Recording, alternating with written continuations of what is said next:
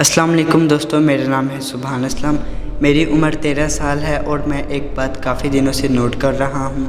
जब भी हम बच्चे बीमार होते या थक जाते कि हमारे घर के बड़े कहते थे कि हमारे ज़माने में लोग 80 साल की उम्र में भी लाठियाँ नहीं उठाया करते थे। तो आज मैंने सोचा कि इनकी सेहत का राज क्या था जो आज हम में नहीं है। मैंने जब इस बारे में रिसर्च की और घर वालों से पूछा तो पता चला कि असली फ़र्क हमारी खुराक में है। आज हमें जब भूख लगती है तो हम बर्गर, पिज़्ज़ा और दीगर चीज़ें मंगवा लेते हैं, लेकिन पुराने ज़माने में लोग सुबह सुबह उठकर मखनी वाला पराठा खाते थे, लस्सी पीते थे और इनकी हर चीज़ खालिश होती थी।